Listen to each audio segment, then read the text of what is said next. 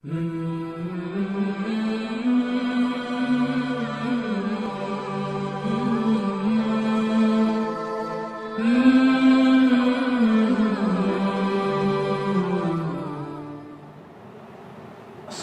عليكم ورحمة الله تعالى وبركاته.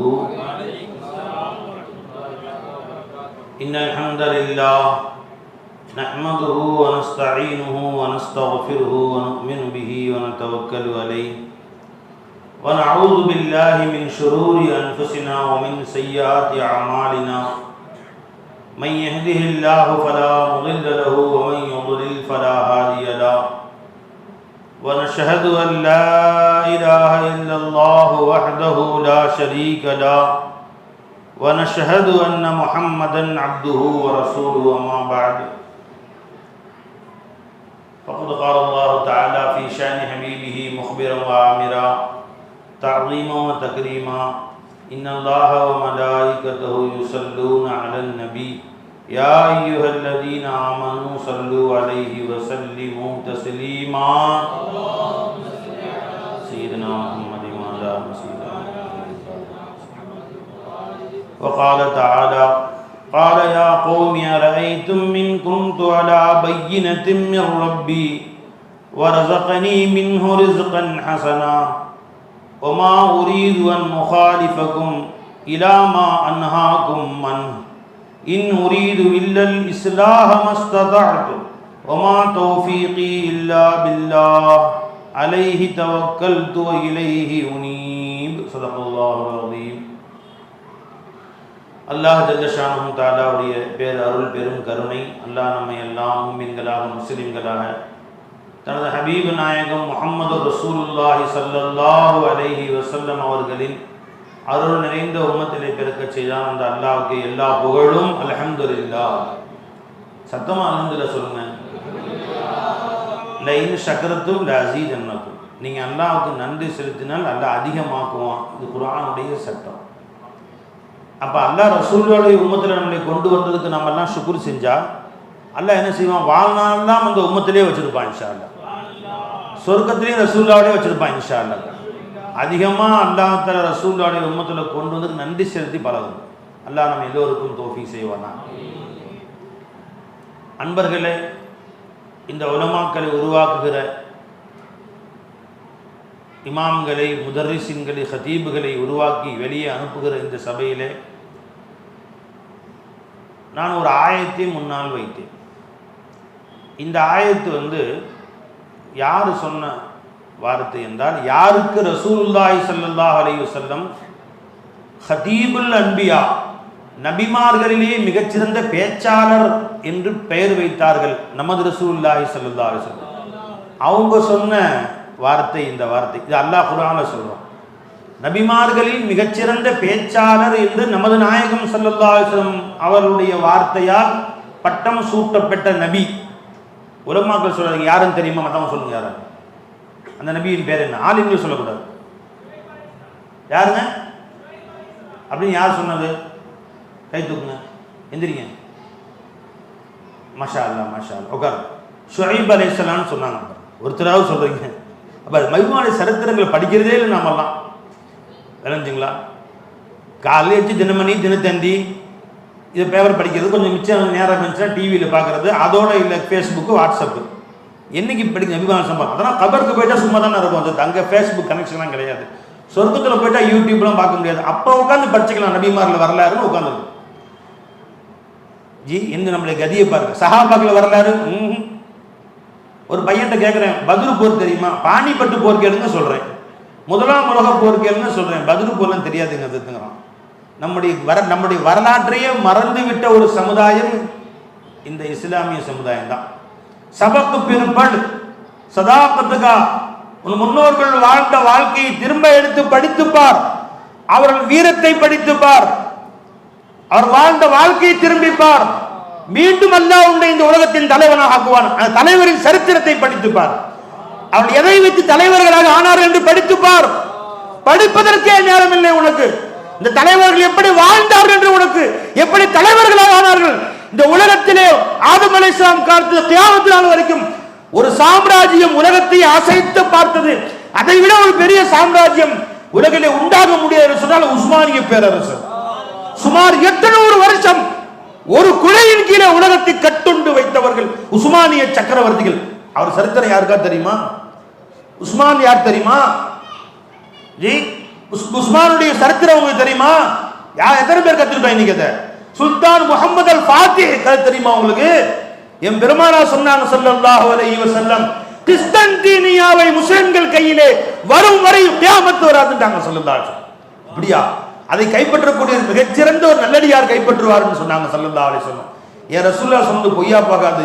உஸ்மான் நாயகத்துக்கு ஆசை, உஸ்மான் ரலியல்லாஹு அன்ஹு அந்த கிறிஸ்தீனியாவை நான் கைப்பற்றணும் அப்படின்னு சொல்லி ஒரு படையை அனுப்பிச்சாங்க. அபூ அய்யூப் அல் அன்சாரி இதெல்லாம் அந்த படையில் நானும் போறேன். அதை கைப்பற்றக்கூடியவர்கள் மிகச்சிறந்த நல்லடியார்கள், அல்லாஹ்வுடைய அருள் பெற்றவர்கள், அல்லாஹ்வுடைய நேசர்கள் பெருமானார் சொன்னாங்க. நானும் தான் அந்த படைக்கு போவேன்னு அபூ அய்யூப் அல் அன்சாரி அவங்க அந்த படையில சஹாபாக்கள் சேர்ந்து போனாங்க. கைப்பற்ற முடியல, பாதியில் திரும்பி வந்துட்டாங்க. பல இடைஞ்சல்கள். அதுக்கு பின்னாடி 800 வருடங்களாக இஸ்லாத்திலே யாரெல்லாம் ஹலீஃபாக்களாக அரசர்களாக வந்தார்களோ எல்லாரும் ஒரு முயற்சி செய்வாங்க. அந்த பேர் அந்த ரசூலுல்லாஹ் சொன்ன பேர் எனக்கு கிடைக்கணுமே இன்னும் முயற்சி செய்வார்கள். கிறிஸ்தீனியாவுக்கு போருக்கு அலை அனுப்புவார்கள். ஜெயிக்க முடியல. அது கிறிஸ்தவர்கள் கையில் இருந்தது. ரோம் நாட்டின் தலைநகராக இருந்தது கிறிஸ்தீனியா. இன்று அதற்கு பேர் இஸ்தாம்புல். இன்று அதற்கு பேர் துருக்கியின் தலைநகர் இஸ்தாம்புல் இருக்குல்ல, அதான் அந்த பெருமானார் சொன்ன கிறிஸ்தீனியா. கடைசியாக சுல்தான் முகமது அல் ஃபாத்திஹ், அல்லாஹ் உஸ்மானிய பேரரசின் மாபெரும் சக்கரவர்த்தி வந்தார் பாருங்க. அவர்கள் மிகப்பெரிய கடல் படை வைத்திருந்தார்கள். கடல் படையை தாண்டித்தான் இஸ்தாம்பூலுக்கு உள்ள போனோம், கிறிஸ்தீனியாவுக்கு உள்ள போனோம். அந்த கடல் படை யாராலும் ஜெயிக்க முடியவில்லை. இவங்க என்ன தெரியுமா செஞ்சாங்க? ஜி, தரையிலே பலகைகளை அடுக்கி லட்சக்கணக்கான ஒட்டகைகளை அறுத்து அந்த கொழுப்புகளை அந்த பலகையில அடுக்கி கடல்ல இங்க இருந்து கப்பல்களை ஏற்றி அந்தான கொண்டு போய் இறக்கிட்டான். இவன் போர் வரும்னு சொல்லி கப்பல்ல எதிர்பார்த்து காத்துட்டு இருக்கிறார்கள். அவங்க அந்த கப்பலுக்கு பின்னாடி கொண்டு போய் கப்பல் இறக்கிட்டார். சரித்திரத்திலே அப்படி ஒன்றை உலகத்தை சரித்திரத்தில் யாரும் பார்க்க முடியாது. கிறிஸ்தீனியா ஒரு நொடியிலே கைப்பற்றி அல் ஃபாத்திஹ், சுல்தான் அல் ஃபாத்திஹ் என்று பெயர் பெற்றான். யாருக்கா தெரியுமா? சம்பவம் படிச்சிருக்கிறோமா? எப்படியெல்லாம் இந்த தலைவர்கள் உலகை கைப்பற்றினார்கள், இஸ்லாத்தை எப்படி அவர் உயரத்திலே கொண்டு வந்தார்கள், இந்த சரித்திரமே தெரியாத நம்மளே. சபத்து பிற்படு சதாகத்துக்கா லியா ஜாயேகா பிற துனியா கே இமாமத்துக்கான அல்லாமா இக்பால் சொன்னார்கள், மீண்டும் இந்த உலகத்தினுடைய ஆட்சி உன் கையிலே வரும். நமது ஆட்சியாளர்கள் எப்படியெல்லாம் இஸ்லாத்தை வளர்த்தார்கள், உலகை ஆண்டார்கள் சரித்திரத்தைப்படின்னு சொன்னார். அன்பர்களே, ஷுஐப் அலைஹிஸ்ஸலாம் அவர்கள் சரித்திரம் கூட நமக்கு அதிக பேர் தெரியுது. நபிமான சரித்திரமே படிக்கிறது இல்லை. முதல்ல சரித்திரங்களை படிங்க. நான் என் பிள்ளைங்க அப்சல் உலமாவுக்கு போனாங்க பரீட்சைக்கு. நேராக மண்ணடியில் போய் உட்காந்தாங்க. சலாமத் புக் ஸ்டெம் பஷாரத்தில் என்ன புஸ்தகம் வாங்கிட்டு வரணும்னு கேட்டாங்க. அட பாவிகளா, சையத் இப்ராஹிம் BTBH புக் இருந்தால் கேட்டு வாங்கிட்டு வாங்கப்பா அப்படின்னு தேடுறான்னு தேடணும். கடைசியில் மூலையில் கிடச்ச 4-5 புக்கு பார்த்துருங்க. இந்த புக் யாரும் கேள்விப்பட்டிருக்கீங்களா? திருச்சி சையத் இப்ராஹிம் யாராவது தெரியுமா? அவர்கள் ஒரு 10 புஸ்தகம் எழுதியிருக்காங்க. துருக்கியில் இஸ்லாம், ஐரோப்பாவில் இஸ்லாம், ஆசியாவில் இஸ்லாம், அமெரிக்காவில் இஸ்லாம், ஒவ்வொரு கண்டங்கள் ஆசியா இஸ்லாம் என்று ஒவ்வொரு கண்டங்கள் இஸ்லாம் எப்படி உள்ளே நுழைந்தது, இந்தியாவில் இஸ்லாம் எப்படி இஸ்லாம் அந்த கண்டங்களை வளர்ச்சி அடைந்தது, எப்படி ஆட்சியை கைப்பற்றினார் என்று புஸ்தகம் எழுதியிருக்கிறாங்க. திருச்சி ஜமால் முஹம்மது காலேஜில் ப்ரொஃபஸர் அந்த சையத் இப்ராஹிம் அந்த புஸ்தகம் இருக்கான்னு பார்ப்பான்னு சொன்னேன். பழைய பிரதிகளாக மூலையில் 4 கடந்துச்சு. அதுக்கு மேலே இல்லைன்னு 4 புக்ஸ் இப்போ தான் நேற்று என் பிள்ளைங்க அப்சல் எழுத போயிருந்தாங்க, வாங்கிட்டு வந்தாங்க. அதை முதல்ல படிக்கப்பான்னு சொன்னேன். சரித்திரமே தெரியாமல் நீ வாழ்கிறாய். துருக்கியில் எப்படி இஸ்லாம் உள்ளே நுழைந்தது, எப்படி ஆஸ்திரேலியாவில் நுழைந்தது, அமெரிக்காவில் எப்படி நுழைந்தது, எப்படி தெரியுமா? உனக்கு எலிஜா முகமது தெரியுமா? மால்கம் எக்ஸ் தெரியுமா? அன்பர்களே, கெஞ்சி கேட்டுக்கிற சரித்திரங்களை படி. லட்சக்கணக்கான கோடிக்கணக்கான பேர்கள் இன்று அமெரிக்காவிலே லட்சக்கணக்கான பள்ளிவாசல் உருவாயிருக்குன்னு சொன்ன மால்கம் எக்ஸ் சரித்திரம் தெரியுமா உங்களுக்கு? அன்பர்களே, ஒவ்வொரு மதரசாவிலேயும் சரித்திரங்களை பாடமா வைக்கணும். இஸ்லாமிய சரித்திரங்கள் எந்த மதரசாவிலையும் பாடங்கள் இல்லை. அல்லாஹ் அதுபடி எங்க மதரசாவில் கட்டாயம் பாடத்தில் வைக்கணும்னு சொல்லி அப்பாசியாக்கள் சரித்திரம் 6ஆவது நூறால, உமையாக்கள் சரித்திரம், இஸ்லாமிய சரித்திரங்கள் எல்லாம் படிங்க. ஹாரூன் ரஷீது பேரை கண்ட தெரிய மாட்டேங்குது. அவர் உமையாவா அப்பாசியாவா தெரிய மாட்டேங்குது. அதுல இன்றைய காலம் வரை சரித்திரங்களை படிக்க வேண்டும் என்று புக்கு வச்சிருக்கிறோம். அல்லாஹ் நம்ம எல்லாருக்கும் அந்த பாட ஞானங்களை கொடுப்பாங்க. அப்ப அன்பர்களே, நான் அது ஷுஐப் அலைஹிஸ்ஸலாம் அவர்கள் சொன்ன ஒரு சொல்லை உங்களுக்கு மத்தியில் சொல்கிறேன், கேளுங்கள். ஷுஐப் அலைஹிஸ்ஸலாம் சொன்னதாக அல்லாஹ் ஜல்ல ஷானஹு தஆலா குர்ஆன்ல சொல்லி காட்டுறான். இந்த 7 9 பேர் பட்டம் வாங்குறாங்க. இவங்களுக்கும் மற்றவர்களுக்கும் உபயோகமாக இருக்கும். நல்லா கேளுங்க.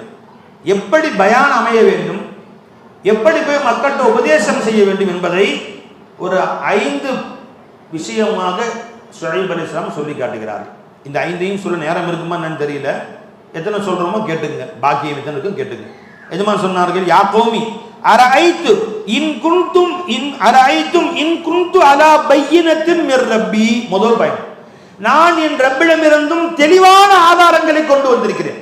முதல்ல மக்களிடத்தில் நீ பயான் செய்ய போற, உனக்கு முதல்ல புத்தி வேணும், அகீதா ஸ்ட்ராங்கா இருக்கணும், நீயும் ஞானத்தை பெற்றிருக்க வேண்டும். நீ அறவரையா இருக்கக்கூடாது, முழுமையாக கற்று தேர்ந்தவனாக நீ போய் நிக்கணும். நாளைக்கு எதிர்த்து ஒருத்தன் கேள்வி கேட்டா பதில் தெரியாது, உனக்கே லா இலாஹா இல்லல்லாஹ் தெரியாது, உனக்கே மஸலா தெரியாது, உனக்கே குர்ஆன் தெரியாது, அகீதா தெரியாது, சுன்னத் ஜமாத் தெரியாது. சுன்னத் ஜமாத்தை காப்போம். இப்ப அப்படின்னா என்னப்பா என்ன சொல்றாங்க? சுன்னத் ஜமாத்துன்னு சொல்றாங்க, அதுதான் சுன்னத் ஜமாத்து. என்ன பேர் சுன்னத் ஜமாத்துன்னு? அதுக்கு சுன்னத் வல் ஜமாத் அர்த்தம் என்ன? சுன்னத் ஜமாத்னா சுன்னத் ஜமாத்தாங்க, சுன்னத் ஜமாத். எங்க சர்க்கார் ஒருக்கா சொல்லுவாங்க, பைஜின ஒரு ஆள் வந்து அதுக்கு பயான்ல உட்கார்ந்துருந்தார். பயான்ல சொன்னாங்களாம், லா இலாஹா இல்லல்லாஹ் என்று நீ ஒரு மனிதனுக்கு சொல்லி கொடுத்து அவன் கலிமா சொல்றாங்கல்ல, லா யஹ்தி அல்லாஹ் பிக கல்பன் வாஹிதன், உன்னை கொண்டு ஒரு மனுஷன் அல்லாஹ் தஆலா நேர்வழி காட்டி விட்டால் கைருல் லக மின துன்யா வ மா ஃபியா. வாழ்நாள்ல ஒருத்தனுக்கு நீ ஈமான் கத்து கொடுத்துட்ட, ஒன்னால ஒருத்தன் முஸ்லீம் ஆயிட்டான்னா உனக்கு உலகம் வெற்றி, மறுமையும் வெற்றி அப்படின்னு சொன்னாங்க. அப்படியா, நான் ஒரு ஆளுக்காவது களிமா சொல்லி கொடுத்துறது போட் அப்படின்னு வெளியே கிளம்பிட்டான். அங்க போனா ஒரு வண்ணாங்குட்டையில ஒருத்தன் வண்ணான் துவச்சிட்டு இருந்தான். போட முதுகு ஆஜானுபாகவன் ஆளு 6 அடி பட்டான்சான்னு சொல்லுவான். பயானு கேட்டு யாருக்காவது களிமா சொல்லி கொடுத்துடணும் போடா அப்படின்னு போயிட்டான். அங்க ஒருத்தன் துவச்சிக்கிட்டு இருந்தான், போய் முதுகுல பொலேறு போட்டான். சொல்ற களிமா சொல்றேன். ஐயோ களிமா சொல்ற முதல்ல அப்படின்னா, ஐயோ களிமா சொல்லடா, களிமா சொல்ற அப்படின்னு எப்படிங்க சொல்றது? அதை கேட்காம வந்துட்டேங்க நான். களிமா சொல்றான்னா அவன் சொல்றதுக்கு தயாராயிட்டான், எப்படி சொல்லுறது இவனுக்கு தெரியல. லா இலாஹா இல்லல்லாஹ் தெரியல, முஹம்மது ரசூலுல்லாஹ் தெரியல, அஷ்ஹது அன் லா இலாஹா இல்லல்லாஹ் தெரியல.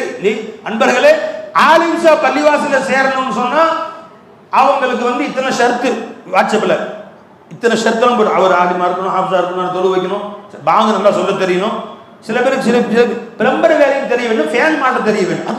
எதுக்குறா அவன் சமயம் திடீர்னு பைப் அறுந்துக்குங்க, அதுக்கு வேலையை 4 கூட்டம் 500 ரூபா கேட்பான். ஆலிம்ஸாக்கள் தெரிஞ்சாதான் நல்லதுறான். ஏன் சேர்த்து உங்க பள்ளிவாசல் மனசு அதுவும் சொல்லி தர மாட்டீங்களா? அப்போ கொஞ்சம் ஒயரிக்கு ஃபேன் வாட்டி எப்படி ரிப்பேர் பண்ணுறது, பைப் மாட்டுறது, அதையா சொல்லி கொடுங்க சேர்த்து, பள்ளிவாசலுக்கு தேவைப்படும். நான் சொன்னேன், பள்ளிவாசல முத்தவல்லி செக்ரட்டரி நிம்பரா வரணும், 5 களிமா சொல்ல வேண்டும், அத்தையாத்து ஒழுங்கா சொல்லணும், குறைஞ்சு குர்ஆன்ல ஒரு பக்கம் தஜ்வீது முறைப்படி ஒரு பக்கம் ஓதி காட்டணும். தமிழ்நாடு முக்காவாசி பேர் ஓடிடுவான். ஆரூன் ஆச்சாரியனா இருப்பாங்க நினைச்சுக்கலாம், அவங்க இருப்பாங்க, இப்ராஹிம் ஆச்சாரியனா இருப்பான், மற்றவங்களாம் ஓடி போயிடுவாங்க எல்லாரும் முக்காவாசி பேர். தஜ்வீது முறைப்படி எங்க ஹுன்னா செய்யணும், எங்க நூனு வெகாயா, எங்க வந்து மத்திய அசலி என்ன, மத்திய முன்பசில் என்ன, மத்திய முத்தசில் என்ன, கரெக்டாக மத்திய சிலா என்ன, ஒழுங்கா ஒரு பக்கம் ஓதி காட்டு. குர்ஆனை எப்படி இறங்கியதோ வரத்தில குர்ஆனை தருத்தில ஒரு பக்கம் ஓதி காமிச்சாதான் பள்ளிவாச முத்தவலி. ராஜா பண்ணிட்டு போயிடுவோம் முக்காவாசி பேர், எல்லாம் ஓடி போயிடுவாங்க. நீ ஷர்த்து வையா, ஃபர்ஸ்ட் முதலில் ஷர்த்து வை. அப்ப எது சொல்ல நண்பர்களே, நீ ஆலிமா இருக்கிறவங்க முதல்ல வெளியே செல்கிற நீங்கள் இனி இப்ப வந்து இல்ம நீங்க கற்றுக் கொடுத்து ஆலிம் எல்லாத்தையும் தெரிஞ்சுக்கிட்டாரு வெளியே அனுப்பல, இனி தெரிந்து கொள்வதற்குண்டான சலாஹியத் உங்களுக்கு இருக்கிறது. நீ குர்ஆனை திறந்து பார்க்கலாம், நீ ஃபிக்ஹை எடுத்து பார்க்கலாம், நீ தஃப்சீர் எடுத்து பார்க்கலாம், நீ ஹதீஸ் எடுத்து பார்க்கலாம். இனிமேல் தான் நீ கலையை வளர்த்து கொள்ள வேண்டும். நம்ம ஓதி சில பேர் ஃபோன் போடுறாங்க, ஹஜ்ரத் ஜும்மா காலையில் 2 சரித்திரம் சொல்லுங்க, இன்னைக்கு பொறுமையை பத்தி பேசுறேன், 2 சஹாபாக்கள் கதை வேணும் சொல்லுங்கிறாங்க. காலையில் கத்தால 11 மணிக்கு ஃபோன் போட்டு, இன்னும் அரை மணி நேரம் ஜும்மா இருக்குது ஹஜ்ரத், ஏதோ குறிப்பு சொல்லுங்க. அட பாவிதே, நாங்களாம் எப்படி தெரியுமா, பாக்கியாத்து சாலியாத்துல 10 நிமிஷம் பயான், அந்த 10 நிமிஷத்துக்கு முதல் வாரமே சொல்லிடுவாங்க தலைப்பு, குறிப்பெடுப்போம் 10 பக்கம். கம்மல் வச்சிருக்காங்க நம்முடைய ஹம்சபக் இருக்கிறாங்க, 10 பக்கம் குறிப்பெடுப்போம்.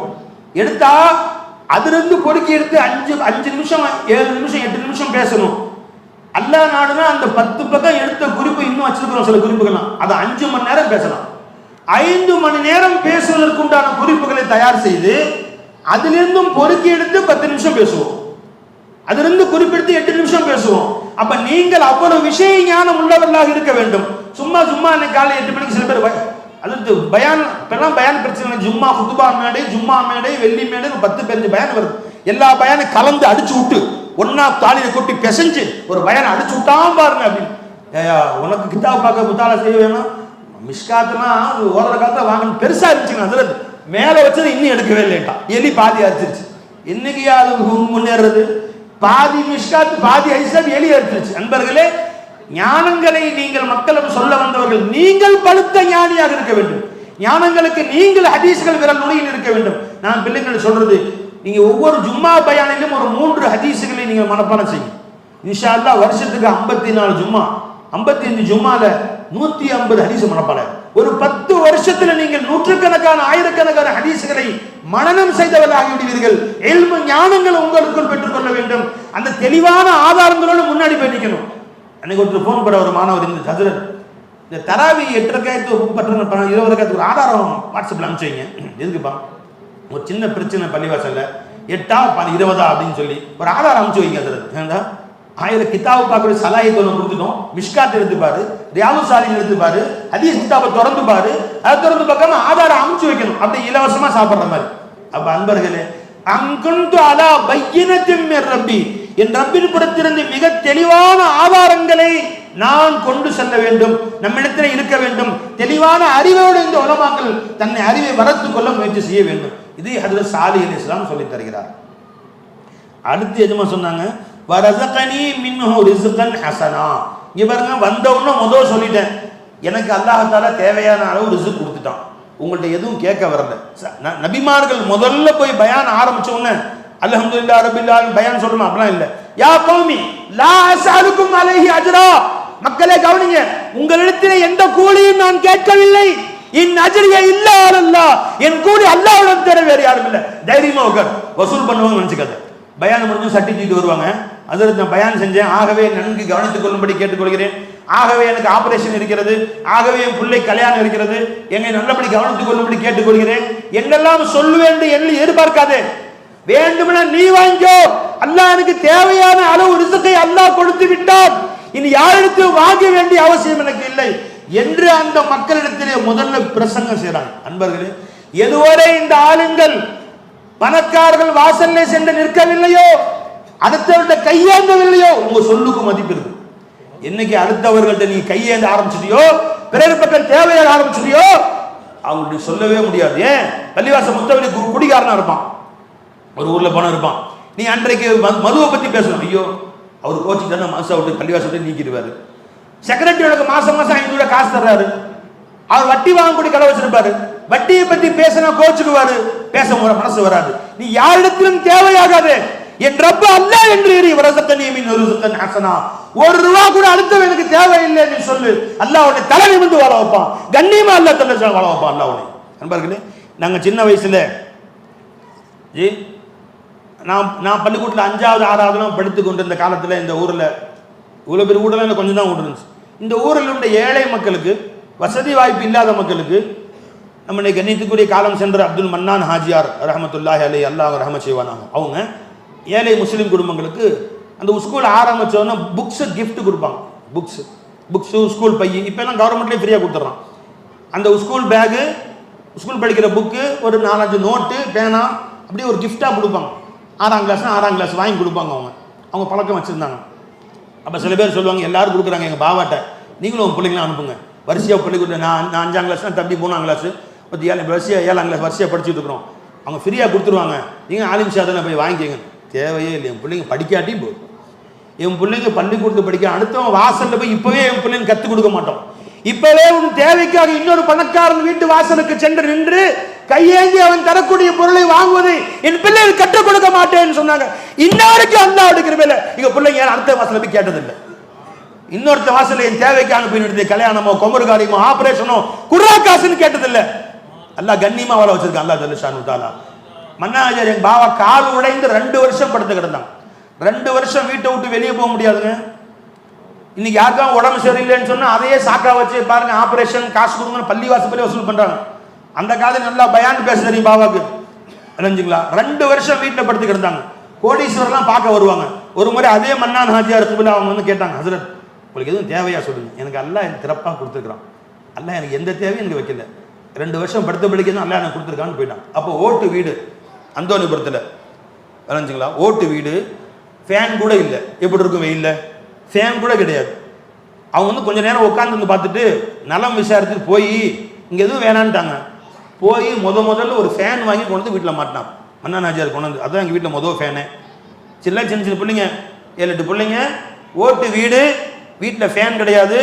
என்ன வேண்டும் என்று கேட்டார்கள். யார்கிட்டயாவது சொன்னால் வாங்கி கொடுத்துருவாங்க. அல்லாஹ் எனக்கு எப்போ எது கொடுக்குறானோ கொடுக்கட்டும், நான் யார்ட்டையும் வாங்கி திறந்து கேட்க மாட்டேன் என்ற வீரத்தோடு இன்ன வரைக்கும் எங்கள் பாவா இந்த ஜங்ஷனில் யாராவது சொல்லுங்கள், எங்கள் செலவு காசு இல்லைன்னு எங்கள் பாவா யார்கிட்ட கைண்டி காசு வாங்கலாம், கடன் வாங்கலாம் சொல்லி நாங்கள் வாங்கினாமோ சொல்லுங்கள். எங்கள்கிட்ட பல பேர் வாங்கியிருக்கலாம். ஒருத்தராக எந்த பணக்காரனா எந்த கோடீஸ்வரன் சொல்ல முடியுமா? இல்லவே. அவரு போய் உடனே கொஞ்ச நேரம் 5 நிமிஷம் என்னால் உட்கார முடியல, இந்த ஓட்டு வீட்டில் நெருப்பாக இருக்குது, இவங்க எப்படி இங்கே இருக்கிறாங்க, எப்படி நைட்டு பகலும் இங்கே படுத்துருக்குறாங்க என்று சொல்லி முதல்ல ஒரு ஃபேன் வாங்கிட்டு வந்து மாச்சாங்க. அல்லாஹ்வுக்கு எப்படி 30-40 வருஷம் அந்த ஃபேன் எங்கள் வீட்டில் ஓடிக்கிட்டு இருந்துச்சு. விளைஞ்சுங்களா?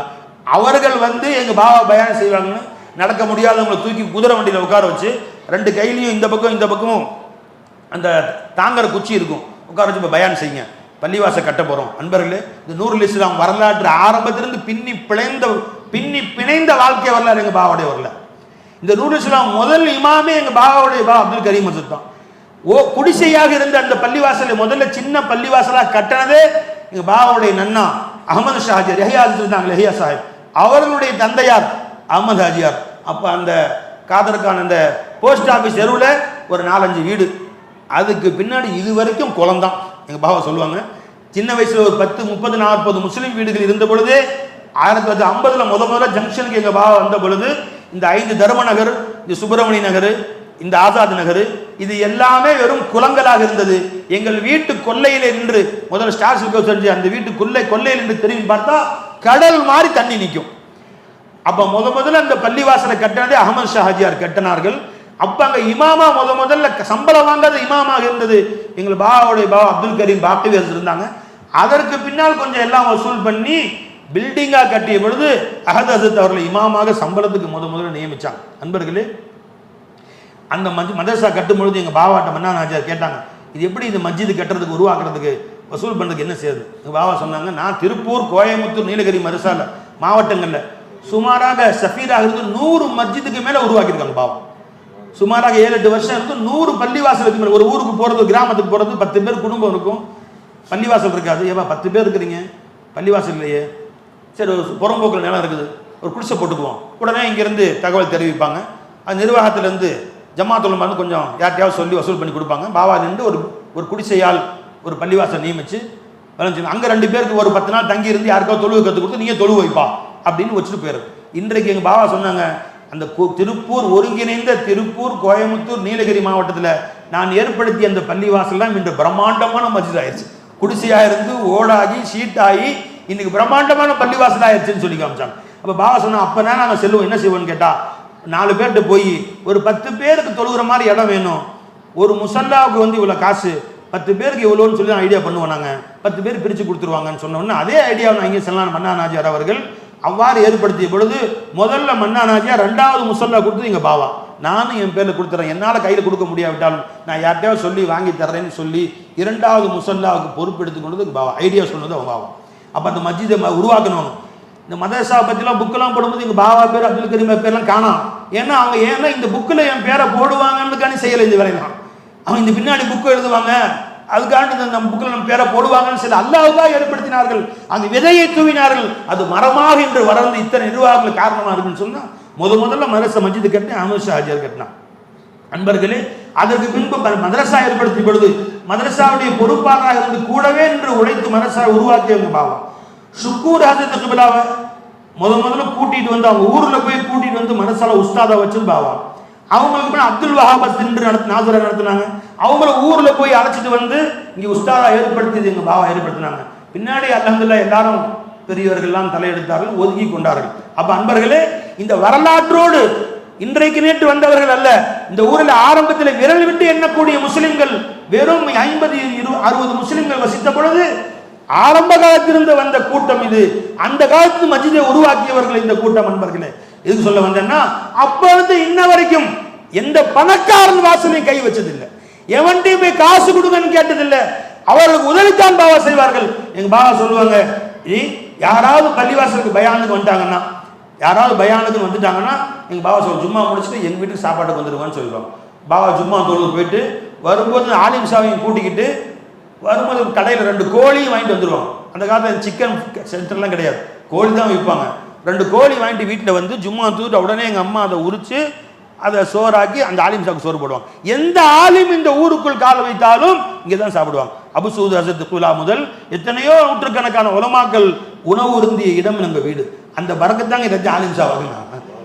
யாரோ சொன்னாங்களா அபு ஹனீஃபா ரஹ்மத்துல்லாஹி எங்க மகனை பெரிய ஆலிமாக்கணும், அவங்க தந்தையார் உலமாக்களுக்கு சேவை செய்திருப்பார், அந்த பரக்கத்தான் சொன்னாங்களாம். அந்த மாதிரி நமது தந்தையார் உலமாக்களுக்கு கண்ணியப்படுத்திய காரணத்தினால் ஊருக்குள் கால் வைக்கிற ஆளுங்களும் எங்க வீட்டில் சாப்பாடுன்னு கொடுத்த அந்த பரக்கத்தின் காரணத்தினால் இந்த அல்லாஹ் ஜல்ல பிள்ளைங்களாம் ஆலிம் சாவி வச்சான். எதுக்கு சொல்றேன், இந்த முறையை நீங்க கடைபிடிச்சு. நான் சித்திக் மோலா உட்காந்துருக்காங்க, ஹசன் பாயுடைய மகனார் சித்திக் உட்காந்துருக்காங்க. ஏன் ஞாபகம் வருது பார்த்தோன்னு கேட்டா, புக்கு மன்னா நாஜாட்ட வாங்க வேணாம். எனக்கு மூத்தவர், ஒரு வருஷம் மூத்தவர், அவர் 7ஆம் கிளாஸ் படிச்சு முடிச்சுட்டு அந்த புஸ்தகங்கள்லாம் கிழிஞ்சு போய் பார்த்துட்டு முன்னாடி பிடி கிழிஞ்சிருக்கும், அதை என்கிட்ட கொடுப்பாரு. அது நான் 7ஆம் கிளாஸ் படிச்சு முடிப்பாங்க. நான் 7ஆம் கிளாஸ் படிச்சு முடிச்சுன்னா அந்த புஸ்தகம் அப்படியே அசீஸுக்கு போயிடும். அப்துல் ரஹ்மான் உட்காந்துருக்காங்க, அப்துல் ரஹ்மான் பாய் எங்க அவங்களுடைய தம்பி அசீஸ், எனக்கு அடுத்த செட் அவருக்கு போயிடும். இப்படித்தான் தலைமுறை 4-5 செட்டு படிப்போம் அந்த புத்தகத்தை. அவங்க 8ஆம் கிளாஸ் படிச்சுட்டு புஸ்தகம் எனக்கு கொடுப்பாங்க. அப்ப அவர்கள்ட்ட கையில புஸ்தகம் வாங்கி நான் 10th வரைக்கும் படிச்ச பள்ளிக்கூடத்துல. நீ அப்படி படிச்சுக்கோ, கிழிஞ்ச புஸ்தகத்தில் படிச்சாலும் பரவாயில்ல. 10th மேக்ஸ் 98 படிச்சது கிழிஞ்ச புஸ்தகம் தான், 198 மார்க்கு. கிழிஞ்ச புஸ்தகத்தில் படிச்சாலும் நல்ல மார்க் தான் கொடுத்தாங்க தெரிஞ்சுதான் விளைஞ்சுங்களா. ஏன் சொல்ல வரேன்னா, நீ எப்படி படித்து கொண்டாலும் கிழிஞ்ச ஆடைகளை போட்டு கொண்டாலும் இன்னும் சொன்னா ஆச்சரியப்படுவீங்க. விளைஞ்சுங்களா. நான் பள்ளிக்கூடத்தில் படிக்கும்போது ஃபேண்ட் இருக்கே, என்னுடைய மாமு சுலைமான் மாமு இருக்காங்களே, அவங்க போட்டு படித்த ஃபேண்ட்டாக நான் போட்டிருக்கேன். அவங்க சின்னதாக போயிடும் ஃபேண்ட்டு, விளைஞ்சிங்களா. அவங்க அந்த ஃபேண்ட்டு கொடுப்பாங்க, அது எனக்கு கரெக்டாக இருக்கும். அதை போட்டு காக்கி ஃபேண்ட்டு அதை போட்டு ஸ்கூலுக்கு போயிருக்கேன். விளைஞ்சுங்களா. அந்த மாதிரி இருந்தாலும் சரிதான், இன்னொருத்தட்டு போய் கையேந்த வேண்டாம் என்ற இஃபத்தை கண்ணியத்தை கற்றுக் கொடுத்தவங்க. அதுதான் அது ஷுஐப் அலைஹிஸ்ஸலாம் சொல்லி காட்டுகிறார்கள். யாக்கோப் என் மக்களே, வரஸகனி மின்ஹு ரிஸ்கன் ஹஸனா, எனக்கு அல்லாஹ் கண்ணியமான ரிஸ்க் கொடுத்திருக்கான். உங்கள்ட்ட ரிஸ்க் கேட்கறதுக்காண்டி உங்கள்ட்ட வாங்கி சாப்பிடுறதுக்கு நான் வரல, இன்ன வரைக்கும் தேவையே இல்லை. நீ யாராவது சொல்லி, யார் வீட்டிலேயாவது நாங்களோ குடும்பத்தார்களோ பிச்சை எடுத்தோம்னு சொல்லி பாரு. மதரசாவுக்கு வந்து கேட்டிருப்போம், அது கேட்டிருக்கலாம், அது நடக்கலாம். யாரோ சில பேர் சொன்னாங்க, என்ன ஒரு 100 இஸ்லாம் மாசம் இருக்கும்போது இந்த மாசம் வசூல் பண்றாங்களே அப்படி. இந்த ஜங்ஷன் எப்படி போய் தெரியுமா, பெங்களூர் ஷபீர் ரஷாதுக்கு அந்த மதரசாவிற்கு அபு சூத் இங்க வந்து மன்னானாஜார் வீட்டில் தங்கி எங்க பாபாவையும் கூட்டிட்டு ஊடா போயிருக்காங்க. அண்ணன் வேலூர் பாக்கியாசன் ஓதும் பொழுது என்னுடைய உஸ்தாது பிறந்த இலியாஸ் ஹசரத் சுபிலா அவர்கள் வருவாங்க, இங்க வருவாங்க. நான் அவங்களை கூட்டிக்கிட்டு வீடு வீடா போவேன். ஓபி ஆச்சார வீட்டுக்கு போவோம், உட்காந்து அவங்க 1/2 மணி நேரம் பேசுவாங்க, கேட்டு காசு கொடுப்போம், வாங்கிட்டு ஒவ்வொரு வீடா நான் கூட்டிட்டு போவேன். அந்த காலத்தில் இந்த காலத்து வரைக்கும் நூற்றுக்கணக்கான, இன்று வரையிலும் ஆயிரக்கணக்கான மதரசா உதவி செய்யக்கூடிய ஊர் இது. ஒரு மதரசா வச்சா இன்னொரு வருஷம் போட்டின்னு யார் சொன்னா? அன்பர்களே, பாக்கியாத்து சாலியாத்து வேலூர்ல ஆரம்பிச்சாங்க இல்லையா, அவங்களுக்கு முன்னாடியே லத்தீஃபியா மதரசா இருந்துச்சு. லத்தீஃபியா மதரசா ஸ்தாபகர் அப்துல் வஹாப் ஹசரத்துடைய உஸ்தாத். அவங்ககிட்ட தான் ஓதனவங்க, அப்துல் வஹாப் நம்முடைய ஆலாஸ்ல ஓதனவங்க. அப்ப அவங்க இங்க மதரசா ஆரம்பிச்ச பொழுது, நீ என்ன எனக்கு போட்டி ஆரம்பிக்கிறியா சொல்லவே இல்லை. போட்டியில குட்டி, அவங்களுடைய போட்டின்னு யாருங்க சொன்னா, அது போட்டு குட்டி போறது இல்லையா. அத்தா வீடு கட்டினா பையன் வீடு கட்டுறா இருந்தது, அப்புறம் பேர வீடு கட்டுறா, அது மாதிரி அது அத்தா கட்டணும். எங்க எல்லாம் அங்கதான் ஓதணும். எங்க தகப்பனாரும் உருவாக்குற மதரசாக்கள் அவைகள் தான். அவர் கண்காணித்த மதரசா. இன்னைக்கு அது போட்ட குட்டி, நாளைக்கு இது போட்ட குட்டி, இன்னொருத்த போய் வேற துறையில மதரசா ஆரம்பிப்பார். அவர் உதவுறவர்கள் வேணான்னு சொல்ல முடியுமா?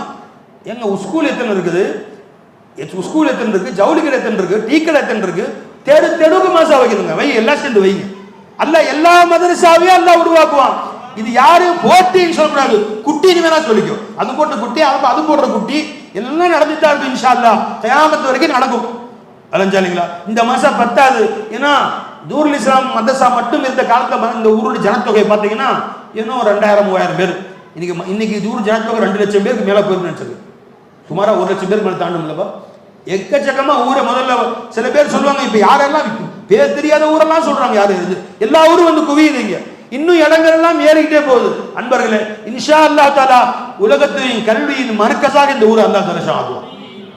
உலமாக்கள் மர்கஸா அல்லாஹ் ஆக்குவான். இங்கிருந்து உலமாக்கள் உலகம் எல்லாம் போய் சேவை செய்வார்கள். அத்தனை அல்லாஹ் தஆலா உண்டாக்கி கொடுப்பான். ஆனாலும் இந்த உலமாக்களே, உங்களுக்கு கண்ணியம் இன்னொருத்தர் போய் கையேந்தாது, இன்னொருத்தர் போய் காசு வாங்காது. நீ வேணா கொடு, அல்லாஹ் கொடுத்தது கொண்டு போதுமாக்கிக்கோ. கிழிஞ்ச ஆடையை கொண்டு போய் என்னுடைய ஷேக் நாயகம் நூரி நாயகம் தமிழ்நாட்டுக்கு வந்தார்கள். அவர்களை பயான் செய்யறதுக்காண்டி மிகப்பெரிய ஒரு வக்கீல் அவர்களை கூட்டு போய் பயான் செய்ய வச்சிருக்கிறாரு. எஜமா, அங்கிருந்து போட்டு வந்த சட்டை இருக்கு பாத்தீங்களா, ஒரு பக்கம் கிழிஞ்சிருக்கு, சட்டை முன்னாடி கிழிஞ்சிருக்கு, அதை தையல் போட்டிருக்கிறாங்க. அலைஞ்சிக்கலாம். மேலே ஒரு துண்டை போட்டு அந்த தையலை மறைச்சிக்கிட்டாங்க. மேடையில் பயான் 2 மணி நேரம், எல்லாம் அதிருது அப்படியே. அலைஞ்சிங்களா? பெரிய பெரிய ஆட்கள்லாம் அப்படி மண்டை காயிறாங்க. என்ன மாதிரி பயான், போல்டா பேசுறாரு, துணிச்சலா அடிக்கிறாரு, என்ன மாதிரி பயானா இருக்கும், பயங்கரம் பேசுறாங்க. வீட்டுக்கு வந்துட்டாங்க. அந்த பேருக்கு சொன்னாங்க, இது ஏன் துண்டை போட்டு மறைச்சுன்னு தெரியுமா? இப்படி திறந்து காமிச்சா தையல் போட்டிருக்குது, ஒரு ஜுப்பா வாங்கி கொடுங்கன்னு சொன்ன மாதிரி ஆயிடும் யார்ட்டையாவது. நான் என் ரப்பிட்ட சொன்னேன், வாயால கேட்கறது ஒன்று இருக்கு, அதில் இந்த மாதிரி கஷ்டம் என் குடும்பத்தில் உதவி செய்யுங்கன்னு வாயால் கேட்கறது ஒன்று இருக்கு. ஒன்று தன் செயலால் காட்டுறது, கிழிஞ்ச ஜுப்பா, ஓட்டப்பட்ட தொப்பி காமிச்சா ஏதாவது வாங்கி கொடுப்பாங்கன்னு. இன்னொரு சில பேர் முசாபசமே கையை சொல்றது, இது காசு கொடுங்க, முசாபசமே கையை சொல்றது, அரைஞ்சிக்கலாம் ஏதோ காசு கொடுங்கன்னு. எந்த இஷாராவிலையும் வேணாம், வாயாலையும் வேணாம், செயலாலையும் வேணாம். நீ அல்லாஹ் ஒருத்தட்ட உன் முகத்தாஜாது, ரப்பு தாலாட்ட நீ கேளு. இந்த எஜமா சொல்லிட்டு அல்லாட்ட கேட்டேன், அந்த அல்லாஹ் கொண்டு கொடுப்பா பாருங்கன்னு எஜமா சொல்லிட்டான். பயானா கொண்டு உட்காந்துருக்காங்க. ஒருத்தர், ஹசரத் நான் மக்காவிலிருந்து 2 ஜுப்பா வாங்கிட்டு வந்தேன், நான் போட்டுக்க முடியாது, என் மனசில் நீங்கள் உங்களுக்கு கரெக்டாக இருக்குன்னு வந்துச்சு, புது ஜுப்பா எனக்கு ஆசையாக வாங்கிட்டேன்னு போட முடியல, நீங்கள் வச்சு கொண்டு கொடுத்தேன் சொன்னா இல்லையா அல்லாட்ட. நான் இப்போ தானே சொன்னேன் அல்லாட்ட கேளுக்கு அல்லா கொடுப்பான்னு, கொண்டு வந்து கொடுத்துருக்காம பாருங்க. தாசருக்கா சொன்னான். ஏன் ஷேகநாயகம் அவர்கள் கடவுள் அவர் இறுதி காலத்தில் அந்த நேரத்தில் தமிழ்நாட்டிலேயே உயர்ந்த கார் என்ன கார் பார்த்து சொனோட்டா. அப்போ அந்த காலத்தில், இப்போ இல்லை நிறைய காரோட முன்னாடி உள்ள கார், அந்த கார்லாம் எஜமா விட்டு முன்னாடி நின்றுச்சு. ஆனால் அவங்க ஆரம்ப காலத்தில் சர்க்கார் நாயகம் பயானுக்கு போவாங்க, பெரிய தலப்பாவா கட்டணும், யார்கிட்டையும் காசு கேட்க மாட்டாங்க, பெரிய தலப்பாவா கட்டணும். எஜமா பெருசாக தலப்பா கட்டுவாங்க, சின்ன துண்டு தான் இருக்கும், காக்கி துண்டு. எஜமா அவங்க குடும்பத்தில் மனைவி இருந்தாங்களே எங்கள் பிராணி அம்மா, அவர்களுடைய பழைய தாவானி இருக்குங்களா துவச்சி போட்டு தலை சுற்றிக்குவோம். 2-3 தாவானி சுற்றி மேலே வந்து கவரு, ஒரு சின்ன அந்த டர்பன், சின்ன துண்டு, பார்த்தா பெரிய தலப்பா மாதிரி தெரியும். உள்ளுக்குள்ள பூரா பொம்பளைங்க தாவானி சுற்றி பயான் செய்வாங்க, கம்பீரமாக பயான் செய்வாங்க, நடுநடுங்கி போவார்கள். எந்த யாருக்கும் தயவுதாட்சணை இல்லாமல் பேசுவாங்க சர்க்கார் நாயகம். ஏன் உங்கள்கிட்ட நான் தலப்பா வாங்கி கொடுன்னு கேட்டால் தானே உனக்கு நான் குனியணும், தலை குனியணும். ஒரு தொப்பி வாங்கி கொடுறான்னு கேட்டால் தான் தலை குனியணும். உங்ககிட்ட எப்போ நான் முகத்தாஜ் இல்லையோ, எப்போ உன்னிடத்தில் நான் கேட்கவில்லையோ தைரியமாக பேசுவாங்க. ஒரு சூஃபி இருந்தாங்க, கடற்கரையில் உட்காந்து அல்லாஹ் முராக்கபா திக்ர் செஞ்சு உட்காந்துட்டாங்க. விவேகானந்தர் பாறையில் இல்லைங்க, ஏதோ ஒரு கடற்கரையில் உட்காந்து அல்லாவோட திக்ரில் உட்காந்துருந்தார். அந்த நாட்டு ராஜா அந்த வழியாக வந்தார். வந்தோன்னா கால் நீட்டிக்கிட்டார் டபக்குன்னு. மந்திரி கூட வந்து ஒரு சும்மா இருப்பாரா, ஏன் ராஜா வர்றாரு மரியாதை இல்லாமல் கால் நீட்டுறீங்க. நான் கையை மடக்கிட்டேன், அதனால கால் நீட்டிக்கிட்டேன். நீங்கள் கையை நீட்டிட்டே காலை மடக்கிட்டேன்டா. நான் யார்ட்டையும் கை நீட்டலை, யார்ட்டையும் முகத்தாஜாவில், யாருடைய தயவுதாட்சியம் தேவை, நான் கால் நீட்டிட்டான். இப்போ ராஜாவை பயந்து போயிட்டார். பெரிய சூஃபியாக இருப்பார். இப்போ உங்க எதுவும் தேவை இருக்கா, ஏதாவது செய்யணும்னு ஆசைப்படுறேன், எதுவும் தேவை இருக்கா, ஒன்றே ஒன்று தேவை இருக்குது சொல்லுங்களேன், நிறைவேற்றி வைக்கிறேன். தாங்கள் நிற்பது நிழலை, எனக்கு வெயிலை மறைக்கிறது, அதனால் இந்த வெயில் என் மேல் படுமாறு கேட்டுக்கணும் அப்படின்னு அர்த்தம். வேலையை பார்த்துட்டு போடான்னு அர்த்தம். நான் சூக்கா சொல்றது, தாங்கள் நின்று கொண்டிருப்பதால் எனக்கு வெயில் மறைக்கிறது, என் மேல் வெயில் பட அருள் கூறுமாறு கேட்டுக்கணும். என்ன அர்த்தம்? போடா, கேட்க வேண்டாம், நாங்கள் அல்லாஹ் ரப்பாக்கி வாழ்றோம், உன் தயவு எதுக்கு, எனக்கு உன் தாட்சணி எதுக்கு, போடான்னு அர்த்தம் அதுக்கு. விளைஞ்சிங்களா? வெளியே போடான்னு சொல்றதை இப்படி நான் சூக்கா சொன்னார். அந்த மாதிரி வாழ்ந்த சூஃபியாக்கள், அந்த மாதிரி வாழ்ந்த ஞானவான்கள், அவர்கள் பேச நெருப்பு பறந்துச்சு. அவர்கள் யாருக்கும் பயப்படல. ஷுஅல மகாலி நரி வாயிஸே கௌமே வோ புக்தா ஹியாலி நரி பர்கத் பை நரி ஷுஅல மகாலி நரி. அல்லாஹ் இக்பால் சொல்றாங்க, ஜி என்ன இன்றைய பேச்சாளர்களே, யாருக்கு தலை குனிஞ்சு பேசுறீங்க? திரும்பி பார்க்கலாம், அவர் மனசா கொடுக்குறாரு, இவர் பள்ளிவாசல் கொடுக்குறாரு, இவர் மனசு வருத்தப்படக்கூடாது, அவர் மனசு வருத்தப்படக்கூடாது. இவரும் அந்த அண்ணன் தம்பி 2 பேர் சண்டை போட்டுக்கிறாங்க, இவரு பேச நாளைக்கு பள்ளிவாசலுக்கு வர மாட்டார். ஏன்டா பயப்படுற, ஏன் பயப்படுற நீ? வாயிஸே கௌமே வோ புக்தா ஹியாலி நரி பர்கத் பை நரி. புயல் வருமே உன் பேச்சிலே, மின்னல் வெட்டுமே, இடி இடிக்குமே, அந்த பேச்சு எங்கே போனது? பர்கத் பை நரி ஷுஅல மகாலி நரி ரஹை ரஸ்மே அதா ரூஹ பிலாலி நரி. பாங்கு சொல்லக்கூடிய சடங்கு மட்டும் இன்று இருக்கிறது, பிலாலுடைய ரூஹ் எங்கே சென்று விட்டது? அல்லாஹ் இக்பால் கேக்குறாங்க, ரஹை ரஸ்மே அதா ரூஹ பிலாலி நரி ஃபல்சஃபா ரஹை தல்கீன் கஸாலி நரி. இன்றும் மதரசாக்களிலே பாடங்கள் போதிக்கப்பட்டுக் கொண்டிருக்கின்றன. கஸாலி இமாமுடைய ஞானங்கள் எங்கே சென்று விட்டது? அவர்கள் போதித்த ஞானங்கள் எங்கே சென்று விட்டது என்று அல்லாமா இக்பால் அவர்கள் கேட்கிறார்களே. அதுக்கு தான் ஹஜரத் ஷுஐப் அலைஹிஸ்ஸலாம் சொல்லி காட்டுகிறார்கள், ஆலிம்களே இஃபத்தாயிரு, கண்ணியமா, இவனுக்கு கொடுக்குற சம்பளம் 10,000 ரூபா, அதிலே கண்ணியமா வாழ்ந்து காட்டு. நீ கண்ணியமா வாழ்ந்து காட்டு, யாரிடத்திலும் தேவையில்லாமல் வாழ்ந்து காட்டு, அல்லாஹ் உனக்கு அள்ளி கொட்டுவான். கோடீஸ்வரர்கள் வீட்டிலே காரை போட்டுக் கொண்டு காத்து கிடப்பார்கள். அல்லாஹ் மேல் தவக்குல் வச்சு வாழ்ந்து காட்டு. அதற்குத்தான் அல்லாஹ் ஜல்ல குர்ஆனை சொல்லி காட்டுறான். எல்லா அன்பியாக்களுக்கும் சொல்லி காட்டுறான். முதல்ல அந்த மக்கள்கிட்ட போய் நின்றவன, யா கௌமி, என் மக்களே, லா அஸ்அலுக்கும் அலைஹா அஜ்ரா, நான் உங்களிடத்தில் எந்த கூலியும் கேட்கவில்லை. இன் அஜ்ரிய இல்லா அலல்லாஹ், என் கூலி அல்லாஹ் இடத்தில் தான், என் கூலி அல்லாஹ் இடத்தில் தான், வேற யாரிடத்திலும் எதுவும் நான் கேட்கல. அப்படி நீ வந்து நின்றா நீ அறியாத பொறுத்திருந்து உதவி வர ஆரம்பிச்சிடும். நீ நினைச்சு கூட பார்த்துருக்க மாட்ட, அல்லாஹ் உதவி செய்ய ஆரம்பிச்சிடும். கும்பகோணத்தில் ஹஸரத் கிபிலா ஒரு மதரசாவை, நூரானி ஷா கிபிலா ஆரம்பித்த மதரசாவை ஆரம்பித்து நடத்திட்டு இருந்தாங்க. அதை 4 பேரை 3 பேரை சேர்த்தி, பிள்ளைங்க யாரும் வரவே இல்லை. மதரசானா எங்க இருக்குன்னு யாருக்கும் தெரியாது. நோட்டீஸ் போட்டு எங்கெல்லாம் உலமாக்களுடைய மீட்டிங் நடக்குதோ, எங்கெல்லாம் மதரசா, எங்கெல்லாம் மாநாடு நடக்குதோ, எல்லா இடத்தையும் தெருவில் நின்று நோட்டீஸ் கொடுப்பாங்க. மாணவர்கள் அஜத்தான் கொடுப்பாங்க. அசத் கிபிலா எங்கெல்லாம் நிற்க போய் நோட்டீஸ் கொடுப்பாங்க. கொடுத்து ஒவ்வொருத்தராக 5 மாணவனை முதல்ல சேர்ந்தாங்க. முதல் வருஷம், அடுத்த வருஷம் 3 4 இப்படியே சேர்ந்து 5 வருஷம் மதரசாவை நடத்தி முதல் வருஷம் பட்டமளிப்பில் பிரம்மாண்டமாக நடத்தினாங்க. 25 பிள்ளைங்க சேர்ந்தாங்க. அவ்வளோ கஷ்டப்பட்டு பண்டாரிகளே இவங்களே சமையல் இறங்கிறது, சாக்கடை ஆடுறதுக்கு ஆளுகளை இவங்களே இறங்கிறது. ஒரு மதரசா உருவாக்கி பார்த்தாலும் தெரியும். ஃபர்ஸ்ட் 5 வருஷம் ஆனால் எல்லாருக்கும் மதரசா பற்றி தெரிய ஆரம்பிச்சோன்னு நிறைய பேர் வந்து கூட்டம் சேர ஆரம்பித்தாங்க. அப்போ ஏதோ இவர்களுக்கும் அங்கே தலைவர்களுக்கும் கருத்து வேறுபாடு, நீங்கள் போங்கன்ட்டாங்க. வெறுங்கையாக தான் வந்தோம். எது சொல்ல வரேன்னா, அல்லாஹ் உதவி எப்படி வரும்னு பாருங்கள். இங்கே வந்தால் ஜங்ஷனில் நம்முடைய கண்ணியத்திற்கும் மதிப்புக்குரிய ஹாரூன் ஹாஜியார் கிபிலா அவங்க அப்துல் அசீஸ் மதரசான்னு ஒரு மதரசா ஆரம்பித்து நடத்திட்டு இருந்தாங்க. அந்த மதரசா சில காரணங்களுக்காக வேண்டி நிப்பாட்டிட்டாங்க. அந்த பில்டிங் மட்டும் இருந்துச்சு. இவங்க போய் சொன்னோன்னா, இந்த பில்டிங் நீங்களே வச்சுக்கோங்க, சிறப்பாக நடத்துங்க, வாடகையே வேணாம். இப்போ வாடகை கொடுத்தா எவ்வளோ காசுக்கு போகும்? 50,000 ரூபா வாடகை விடலாம், பெரிய பில்டிங், நீங்களே வச்சு நடத்துங்க ஹசரத், வாடகையும் வேணாம், கேரண்டி பில்லு நான் கொடுத்துட்றேன். அல்லாஹ் தஆலா இந்த மனசாவுடைய பாணி வந்து சொல்ல போனால் ஹாரூன் நஜார் தான். தெரிஞ்சுங்களா? எங்கள் பாபா பாணின்னு போட்டாலும் பாணி என்னமோ ஹாரூன் நஜார் தான். அவங்க தான் மனசா ஆரம்பிச்சு. எங்கே போய் நிற்போம்? எங்கே போய் நிற்போம் எதிர்பார்க்காது. அல்லாஹ்வை நம்பி வெளியே வா.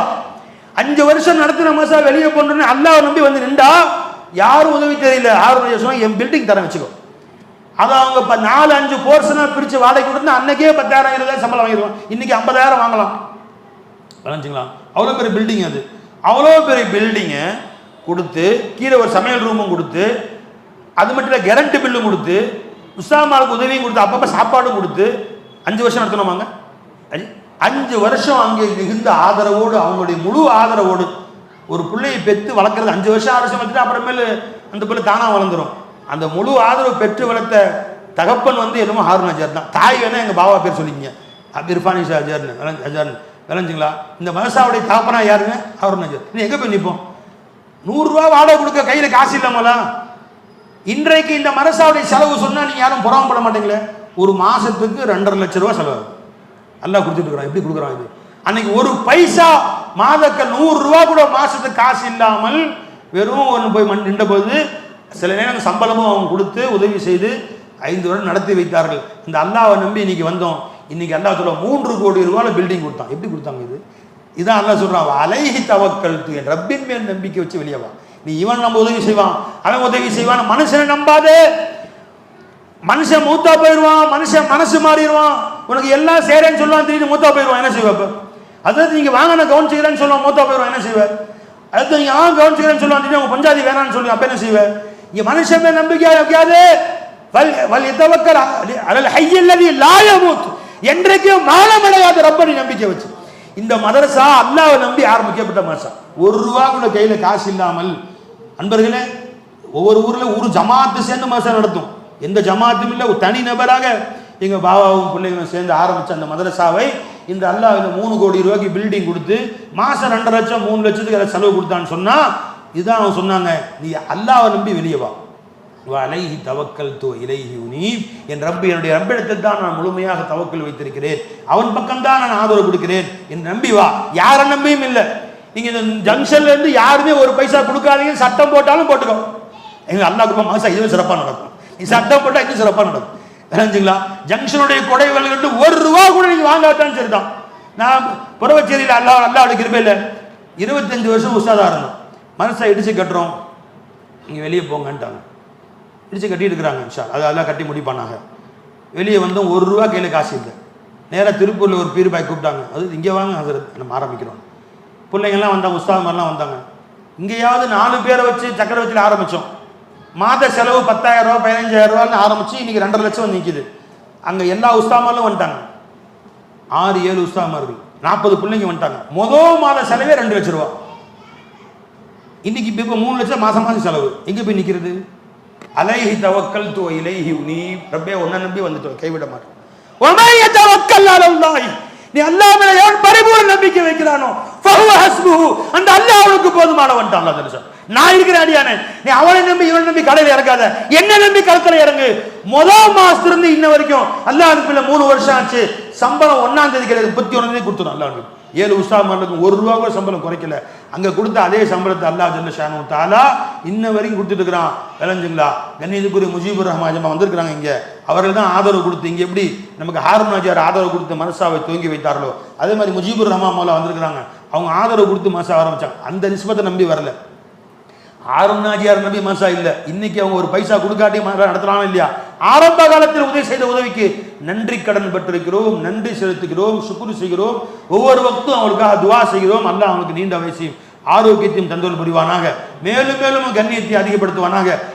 அவர்கள் மண்ணறையிலும் மஹ்ஷரிலும் கண்ணியப்படுத்துவானாக. செல்லுமிடமெல்லாம் அல்லாஹ் கண்ணியப்படுத்துவானாக. அவருடைய ஹாண்டான கண்ணியப்படுத்துவானாக. அவருடைய இஸ்ஸத்தை அல்லாஹ் அதிகப்படுத்துவானாக. சூரத்தில் ரசூல் ஸல்லல்லாஹு அலைஹி வஸல்லம் சேர்ந்து இருக்கக்கூடிய பாக்கிய நசீபாக்குவானாக. அதே மாதிரி இந்த பாபு சலாமுக்கு உதவி செய்த முஜீபுர் ரஹ்மான் மௌலாவையும் அவர்களையும் அல்லாஹ் தஆலா செல்லுமிடமெல்லாம் கண்ணியப்படுத்துவானாக. அவங்க இஸ்ஸத்து மரியாதை அல்லாஹ் அதிகப்படுத்துவானாக. மதரசாவுக்கு மாதம் 3 லட்சம் ரூபாய் செலவு. இந்த 3 வருஷம் எவ்வளோ செலவாயிருக்கு கவனிச்சுங்க. ஆனால் இன்ன வரைக்கும் அவங்க இருக்கிறது வாடகை வீடு தான். அவங்க இருக்கிறது வெறும் 7,000 ரூபாய்க்கு சின்ன வீடு, வாடகை வீட்டு தான் குடியிருக்கிறாங்க. ஆனால் மதரசாவுக்கு லட்சக்கணக்கான ரூபாய் செய்கிறாங்க. எப்படி? அதுதான் பார்த்தோம். மைய தவக்கல் அல்லாஹ். நம்ம முஜீபுர் ரஹ்மானை நம்பி வரல, முஜீபையும் ரஹ்மானையும் நம்பி வந்துட்டோம். முஜீபும் அல்லாவுடைய பேர், ரஹ்மானும் அல்லாவுடைய பேர். நம்ம முஜீபுர் ரஹ்மானை வந்து இல்லை, நீ முஜீபுன்னு தன்னை சொல்றாங்க. இதா சாலக இபாதி அன்னி ஃபஇன்னி கரீப் முஜீபு தஅவத்தத் தாயி, என்னை அழைப்பவர்களுக்கு நான் பதில் சொல்லுகிறேன்னு சொன்னா பாருங்க. அந்த முஜீபை நம்பி வைத்தோம், எங்கள் மீது கருணை காட்டக்கூடிய ரஹ்மானை நம்பி வந்தோம். இன்ன வரைக்கும் நடந்துட்டு இருக்கு இன்ஷா அல்லாஹ் தஆலா. அல்லாஹ் அந்த முஜீபை ரஹ்மானை நம்பி வந்தனால அங்க மதரசா ஆரம்பிச்சோம். அதன் கிளைகளாக இன்னைக்கு ஷம்சுல் ஆரிஃபின் அரபிக் கல்லூரி காரைக்காலில் அது 20 பேர் ஓதுறாங்க. நான் 3 உஸ்தாத்மார்கள் வேலை செய்கிறாங்க.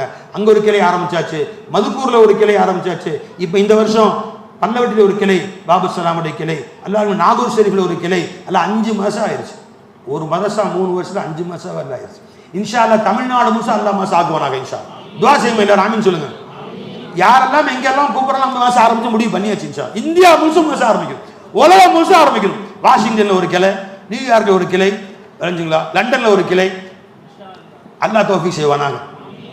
ஜப்பான் டோக்கியோல ஒரு கிளை ஆரம்பிச்சோம்மா இன்ஷா அல்லாஹ். அல்லாஹ் தௌஃபீக். இது எதுவுமே நோக்கம் என்னவா இருக்கணும்? என் வயிறு வளர்ப்பதற்காக வேண்டி, நான் என்னுடைய சம்பளத்துக்காக வேண்டி, நானும் என் குடும்பமும் பிழைக்கிறதுக்காக வேண்டி தேவையே இல்லை. சில பேர் நினைக்கிறாங்க என்ன இருப்பானி அம்மா ஆரம்பிச்சு எல்லாம் அனந்தமிகளா உஸ்தாதா போட்டுக்கிட்டாங்க. ஹேட பாவிகளா, இவங்க கிராத்து சுதேசி மாதிரி ஓதுவாங்க. ஒரு முறை ஈரோட்டில் திருநகர் பள்ளிவாசல் ஒரு நாள் தொழு வைக்கவாங்க, 28ல் கூப்பிட்டுருந்தாங்க. தெரிஞ்சுங்களா? இவங்க மெட்ராஸ்லாம் போனால் 50,000 சம்பளம் கொடுப்பான். இங்கே வெறும் 17,000 சம்பளத்தில் உட்காந்துருக்காங்க. 17,000 சம்பளம், மேல் வருமானம் ஒன்றுமே இல்லை ஜி. 16,000 சம்பளத்தில் உட்காந்துருக்காங்க, மேல் வருமானம் 1 பைசா கிடையாது. தெரிஞ்சுங்களா? இதே இவங்க மெட்ராஸ்லையோ மதுரையிலையோ ஈரோட்டில் போய் இமாமா இருந்தாங்கன்னா எப்படியும் மாத வருமானத்துக்கு மேலே ஒரு வருமானம் கிடைக்கும். தெரிஞ்சுங்களா? ஒவ்வொருத்தரையும் அல்லா ஜல்ல செய்யும். இவங்க ஹதரத் இருக்காங்களே, ஹதரத் இக்பிலா, அபுல் ஹசன் ஹசரத் இக்பிலா, கிரசன்ட் ஸ்கூல் வண்டலூரில் 35,000 ரூபா சம்பளத்தில் இருந்தாங்க. அங்கேருந்து வந்து இப்போ 8 வருஷமா 5 வருஷம் ஆச்சு. இன்றைக்கி அவங்க இருந்தாங்கன்னா அவங்க கிரேடு படிக்க இன்றைக்கி 55,000 ரூபா சம்பளம். இன்றைக்கி 55,000 ரூபா சம்பளம். இங்கே இவங்க தரக்கூடிய சம்பளம் 17,000 ரூபா. நீங்கள் நினச்சிட்டு இருக்கிறீங்க வயிற்று பொழப்புக்கு ஆரம்பித்த மாதம் கிடையாது இந்த மாதம் யாரும். ஒவ்வொருத்தரும் இன்ஷா அல்லாஹ் வெளியே போனால் இங்கே கொடுக்குற சம்பளத்தில் 3 மடங்கு வாங்குவாங்க, 4 மடங்கு வாங்குவாங்க இங்கே கொடுக்குற சம்பளத்தில். அல்லாஹ் என்ன பிடிச்சிருக்கிறான். தான் எங்கள் மாதம் உஸ்தாத் உட்காந்துருக்குறாங்க. முஃப்தி ஃபாசில் பாக்கவி முஃப்தி அதுக்குள்ள நாங்கள் கொடுக்குற சம்பளம் எவ்வளோமா? 13,000 ரூபா. இவங்க ஃபாசில் பாக்கவி முஃப்தி இவங்க போய் ஒரு இடத்துல இமாமாவோ இடத்துக்கு போனால் தான் 40,000 சம்பளம் வாங்கலாம். முஃப்தி அவங்க எல்லா படிப்பு படிச்சிருக்கிறாங்க, வெறும் 13,000 ரூபா சம்பளம். அன்பர்கள், இந்த அரபிக் கல்லூரியில் கொடுக்கப்படக்கூடிய சம்பளங்களும் இமாமத்து கொடுக்கக்கூடிய சம்பளங்களும் அந்த ஆளுங்களை வாழ வைக்கிறது இல்லை. அவங்க இஹ்லாஸ் அவங்கள வாழ வைக்கிறது, அவங்களுடைய கண்ணியம் அவங்கள வாழ வைக்கிறது. அவர்கள் செய்யக்கூடிய சேவையை அவர்களை வாழ வைக்குது. நீங்கள் சேவை செய்யுங்கள், செய்து கொண்டே இருங்கள். ஒரு நேரம் வரும் அல்லாஹ் ஜல்லஷானு தஆலா உங்களுக்கு காலடியில் காசு பணம் கொண்டு வந்து கொடுப்பான். அல்லாஹ் கொண்டு வந்து கொட்டுவான், கண்ணியத்தை கொண்டு கொடுப்பான் அல்லாஹ் ஜல்லஷானு தஆலா. இந்த காசு பணத்துக்காக நீங்க சேவை செய்யுது. அன்பர்களே, இமாமத்துனா 5 நேரம் தொழு வைக்கிறது. இவங்க செய்யக்கூடிய இந்த உலமாக்கள் செய்யக்கூடிய சேவை தெரியுமா? வேணா நீங்க நாளைக்கு ஒரு 4 மணிக்கு இந்த மசாக்குவாங்க. 4 மணிக்கே எல்லா ஆசிரியர்களும் எழுந்துடுறாங்க. எந்திரிச்சு அத்தனை பிள்ளைகளையும் எழுப்பி விடுறாங்க. 40 பிள்ளைங்களையும் எழுப்பி விட்டு தஹஜ்ஜுத் ஜமாத் நடக்குது. ஜமாத்தில் நடக்குது 4:20 கரெக்டாக ஜமாத். 2 ஜமாத், 2 ரக்காத், 4 ரக்காத், 2 ரக்காத் ஒருத்தர், 2 ரக்காத் தொழு வைக்கிறான். நீ என்னைக்காவது வீட்டில் ஜமாத் தொழுதுக்கிறியா? தஹஜ்ஜுத் தொழுதுக்கிறியா? வந்து பார். 4 மணிக்கு எந்திரிச்சவர்கள் நைட்டு படுக்கும்போது 11 மணி. அவர்கள் பாட நேரங்கள் போது தொழு நேரம் போது சும்மா இருக்க முடியாது. மதரசாவுடைய அடுத்த வளர்ச்சிக்கு என்ன செய்யலாம், அடுத்த வரவுக்கு என்ன செய்யலாம், செலவுக்கு என்ன செய்யலாம். பிள்ளைங்க உடம்பு சரியில்லாமல் டாக்டருக்கு யார் தூக்கிட்டு போகிறா? இவங்க தூக்கிட்டு ஓடுறாங்க. பிள்ளைங்களுக்கு உடம்பு சரியில்லாமல் போனால் எவனுக்காவது பேதி ஆச்சு ஹாஸ்பிட்டலுக்கு கொண்டு போய் இவங்களே உட்காந்து கூட இருந்து சளி நேறிட்டு இருக்குது. கவனிக்க நம்மளை நம்பி பிள்ளைங்களை அனுப்பிச்சிட்டாங்க அப்பா அம்மா. நம்ம பிள்ளைங்களை விட அடுத்த பிள்ளைங்களை கவனிக்கணும். அன்றைக்கி ஒரு பையனுக்கு உடம்பு சரியில்லை, அங்கேருந்து ஃபோன் பண்ணுறான். ஹஸரத் தக்வீலாவுடைய மகனுக்கு, ஹஸரத் தக்வீலாவுடைய மகனுக்கு உடம்பு சரியில்லை, வீட்டுக்கு பிவி ஃபோன் பண்ணுறாங்க. நான் ஆஸ்பத்திரி இருக்கிறேன். எங்கள் ஆஸ்பத்திரியில் மதுசா பிள்ளைங்க கவனிக்கிற உங்கள் பிள்ளைங்க கவனிக்க மாட்டீங்களா? நம்ம பிள்ளை பரவாயில்ல பார்த்து மாத்திரை வாங்கி கொடு, தான் பிள்ளைகளுக்கு மாத்திரை வாங்கி கொடு, கடையில் சொல்கிறேன் அல்தாஃப்ட்டு சொல்கிறேன் மாத்திரை கொடுப்பாரு வாங்கி கொடு என்று சொல்லிவிட்டு மதரசா மாணவர்களை கூட்டி போய் ஆஸ்பத்திரியில் உட்காந்துருக்காங்க. நண்பர்களை இப்படியாக உருவாக்கியது தான் இந்த மதரசா. நீங்கள் நினைக்கிறீங்க பையன் சம்பளத்துக்கும் அவங்க வாங்குற செய்கிற வேலைக்கும் சம்பந்தமே இல்லை. அன்பர்களே, இப்படியாக இந்த மதரசா அல்லாஹ் உருவாக்கிட்டு இருக்கிறான். ஒவ்வொருத்தரும் என்ன வைங்க, இது போன்ற இந்த மதரசான் இல்லை, இது போன்ற ஒவ்வொரு மதரசாவுடைய உலமாக்களும் தியாகிகள். அவங்க தியாகங்கள் செய்யாமல் இந்த ஊர் மக்கள் உருவாகவில்லை. அவங்க தியாகங்கள் செய்யாமல் நீயும் பிள்ளைகளும் கலிமா சொல்லவில்லை. அவங்க தியாகங்கள் செய்யாமல் நீ இன்னைக்கு தக்பீர் கட்டி தொழுகிறான்னு சொன்னால் அவங்க செஞ்சக்கூடிய தியாகங்கள் தான். அதுக்கு சொன்னாங்க, நம்முடைய நாசிரத் சொன்னாங்களே, ஹியார் சொன்னாங்களே, அந்த மாதிரி அந்த உலமாக்குடைய தியாகங்களை மதி. அன்பராஜ் சாலிஹ் அலைஹிஸ்ஸலாம் சொன்ன செய்தி 2 செய்தி சொல்லியிருக்கேன். வரஸக்கனி மின்ஹு ரிஸ்கன் ஹஸனா வமா உரீது அன் உஹாலிஃபுக்கும் இலா மா நஹாக்கும் அன்ஹு இன் உரீது இல்லா லிஸ்லாஹ மஸ்ததஅது வமா தௌஃபீகி இல்லா பில்லாஹி அலைஹி தவக்கல்து இலைஹி உனீப். இந்த 4 பாயிண்ட் இருக்கு. 2 பாயிண்ட் தான் சொல்லி முடிச்சிருக்கேன். இந்த 4 பாயிண்ட்டை இன்ஷா அல்லாஹ் தஆலா அடுத்த பட்டமளிப்பு விழாவில் அல்லாஹ் நாடினா சொல்லலாம். சரிங்களா? இது 7வது பட்டமளிப்பு விழா. இந்த 4 பாயிண்ட்டுக்கு என்ன விளக்கம்?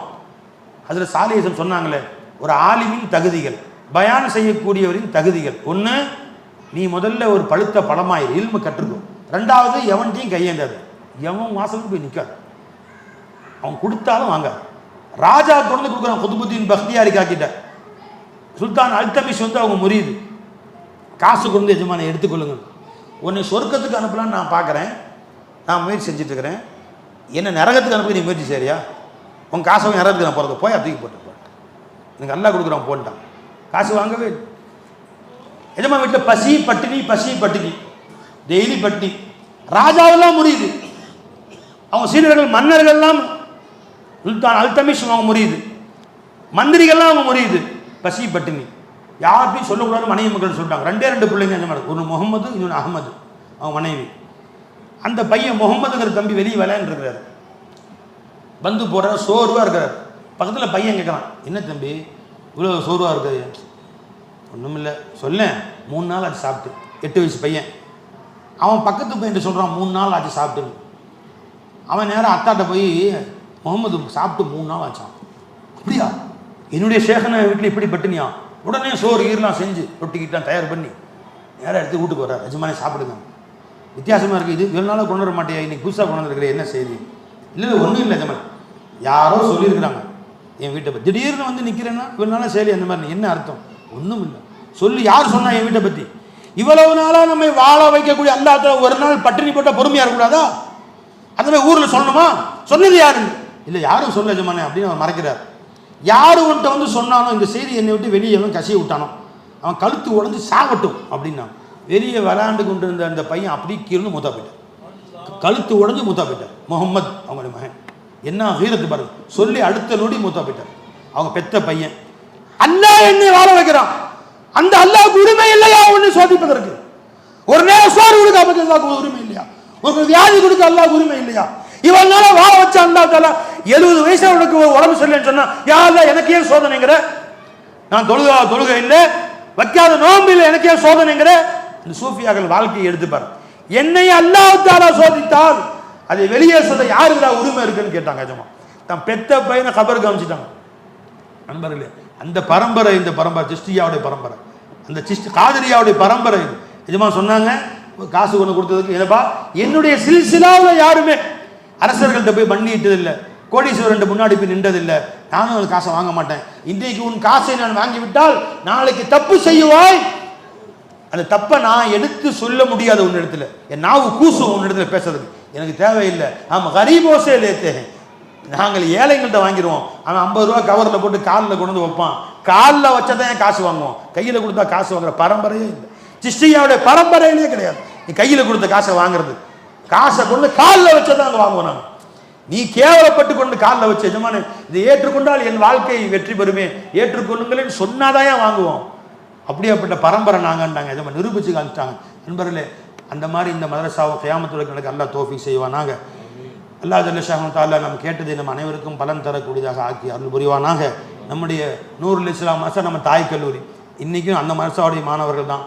நூருல் இஸ்லாம் மஸ்ஜிதுடைய உறுப்பினர்கள் தான் நாம். இன்றைக்கும் இல்லை, மூத்தா போனால் அந்த கபரிஸ்தான் தான். வாழும் காலமெல்லாம் அவங்க உறுப்பினர் தான். வாழும் காலமெல்லாம் அங்கே தான் நமக்கு தலைவர்கள், அவங்க தான் நமக்கு செலுத்தி, அவங்க ஹுக்கும் தான் நம்ம ஹுக்கும். அதனுடைய குடியுரிமை தான் நம்ம குடியுரிமையெல்லாம் மாற்றலாம் கிடையாது. விளைஞ்சிங்களா? அதனால இன்ஷா அல்லாஹ் தஆலா கியாமத் வரைக்கும் இந்த மாதம் நடக்கும். இந்த மாதம் மட்டும் இல்லை, தர்மநகரில் ஒரு மாதம் ஆரம்பிக்கலான்னு இருக்கோம். இன்ஷா அல்லாஹ் சொல்லுங்க பாய், சுப்ரமணிய நகரில் ஒரு மாதம் ஆரம்பிக்கலான்னு இருக்கோம். 10 மாதம் சுற்றி ஆரம்பிக்கிறோம். அனைவரும் ஆதரவு தரும்படி கேட்டுக்கொள்கிறோம். நீங்கள்லாம் கியாமத் நாள் வரைக்கும் இந்த மதரசாவை சிறப்பாக நடக்க அல்லாஹ் தௌஃபீக் செய்வானாக. யாரெல்லாம் இஹ்லாஸா இந்த மதரசாவுக்கு 1 ரூபா காசு கொடுத்தாங்களோ அவர்களுக்கு உலகிலே 1 கோடி அல்லாஹ் பரிசாக கொடுப்பானாக. மறு உலகிலே அல்லாஹ் தஆலா அவர்களுக்கு எண்ண முடியாத கூலி அல்லாஹ் தஆலா கொடுப்பானாக. யாரெல்லாம் இந்த மதரசாவுக்கு உதவி செய்கிறார்களோ, செய்து கொண்டிருக்கிறார்களோ, இனி செய்வார்களோ, துவா செய்வார்களோ, அத்தனை பேரையும் அல்லாஹ் ஜல்ல ஷானஹு தஆலா இருலோக வாழ்க்கையை சிறப்பாக ஆக்கி வாழ செய்வானாக. வாஹிரு தஅவானா அல்ஹம்துலில்லாஹி ரப்பில் ஆலமீன். நான் ஏதோ பேசுகிற தவறாக பேசியிருந்தா மன்னிச்சுங்க, யாரும் கூட குறைச்சி பேசியிருந்தா அதை மன்னிச்சுங்க. நான் சொன்ன செய்தி எல்லாம் ஹக்கு, உண்மை, உண்மையிலும் உண்மை. இது எந்த கிதாபிலையும் போட வேண்டிய அவசியம் இல்லை. ஏன்னா கிதாபில் போடுவாங்க பின்னாடி என்று கருதி யாரும் வேலை செய்யலை. இந்த வேலை இன்ஷா அல்லாஹ் கியாமத் வரைக்கும் வேலை செய்வோம். அல்லாஹ் நமக்கு தௌஃபீக் செய்வானாக. வமா தௌஃபீகி இல்லா பில்லாஹ். கடைசியாக ஹஜ்ரத் சாலிஹ் அலைஹிஸ்ஸலாம் ஷுஐப் சொன்ன அதே சொல்லை சொல்லி முடிக்கிறேன். இன் உரீது இல்லல் இஸ்லாஹ மஸ்ததஅது வமா தௌஃபீகி இல்லா பில்லாஹி வ அலைஹி தவக்கல்து வ இலைஹி உனீப் வ ஆகிரு தஅவானா அனில் ஹம்துலில்லாஹி ரப்பில் ஆலமீன்.